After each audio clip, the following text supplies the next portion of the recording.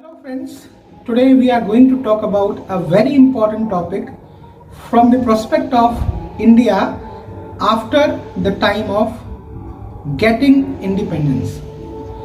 आज का हम जो टॉपिक पर चर्चा कर रहे हैं, हम कुछ महीन मुद्दों पर बात करेंगे जिनमें इंडिया की political, economic, religious and social developmental conditions के बारे में बात करेंगे पोस्ट इंडिपेंडेंस.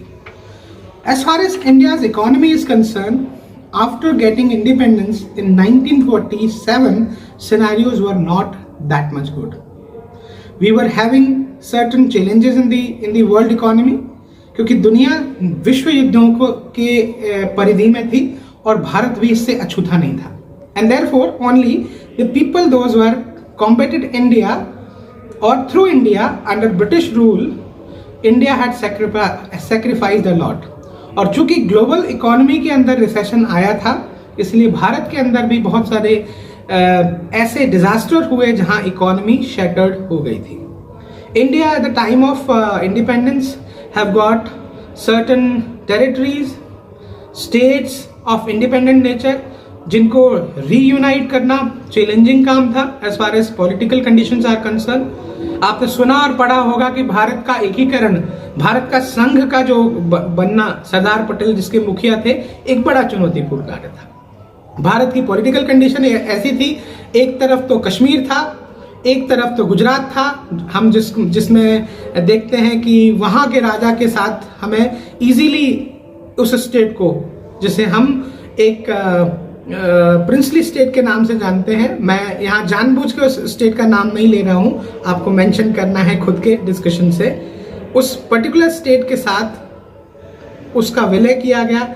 गोवा फिर भी स्वतंत्र नहीं था, निजाम का प्रॉब्लम हैदराबाद के साथ था, and so on. So political condition of India was also not stable enough. इसके अलावा कंट्री में कोई गवर्नमेंट स्टेबल नहीं थी. Further to that we have got certain social developmental challenges. Society में कॉन्फ्लिक्ट्स थे, राइट्स की कंडीशंस थी, जो कि इंडिया पाकिस्तान का विभाजन हुआ था. उसके अलावा हमारे पास कोई सेंट्रलाइज्ड फोर्सेस नहीं थी. We have got a lackness of the expertise of experience of administration. So इस तरह के कई चैलेंजेस या चुनौतियां थी जिसमें आज़ाद हुए या इंडिपेंडेंस भारत में बहुत सारी चुनौतियां रहीं. पहली बात यह भी शायद एक बड़ी चुनौती थी कि भारत की जो करेंसी थी, भारत की जो मुद्रा थी, उसको लाना इकोनॉमिक पैरामीटर पर बड़ा चैलेंज था. भारत के अंदर इलेक्शन कराना एक बड़ी पॉलिटिकल चैलेंज वाली बात थी. भारत के कॉन्स्टिट्यूशन को लाना एक बड़ा गिमिक था, क्योंकि बहुत बड़े लेवल पर हमारे पास अभी भी ब्रिटिश रूलिंग की डायरेक्शंस के अलावा कुछ और नहीं था.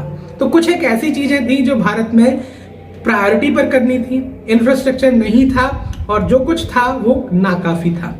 लोगों को अवेयरनेस नहीं थी, एजुकेशन नहीं थी, शिक्षा, स्वास्थ्य या बुनियादी ढांचे और बेसिक इंफ्रास्ट्रक्चर को लेकर कमी थी. और we can say there was a shortage of infrastructure. इन सब सिनेरियोज में हमारी जो लीडरशिप है, उसका मुख्य काम था, ये चुनौती थी कि वो अपना काम करते प्रॉपर तरीके से और चीजों को स्टैब्लिश करते.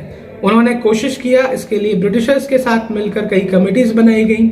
इन्होंने इंडियन इकोनॉमिक्स को लेकर, इंडियन पॉलिटिकल सिनेरियोज को लेकर, रिफॉर्म्स को लेकर काम किया.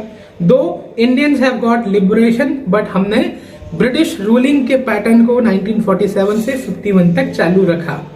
और इसीलिए सी राजगोपालाचारी भारत के प्रथम भारतीय और अंतिम गवर्नर जनरल थे. गवर्नर जनरल का रूल भारत के प्रधानमंत्री के शासन या डेमोक्रेसी के शासन से अलग हुआ करता था. तो भारत के इतिहास में और in the framework of India's independence, ये हमारे लिए बड़ा डिफिकल्ट समय था जहां हम ऐसा काम कर पाते हैं. तो इस टॉपिक के साथ कि इंडिया का इकोनॉमिक, पॉलिटिकल और सोशल डेवलपमेंट चुनौती से भरा था, लेकिन इस चुनौती को हमने बहुत सारे एफर्ट्स के साथ, बहुत सारे यूनिफिकेशंस के साथ, बहुत सारे मॉडिफिकेशंस के साथ अलाइन किया, साथ ही साथ इंटरनेशनल कम्युनिटी में अपना नाम बनाया. आज के सेशन में इतना ही. हम दूसरे टॉपिक के बारे में बात करके इस टॉपिक पर फर्दर नॉलेज गेन करेंगे. तब तक के लिए नमस्कार, धन्यवाद.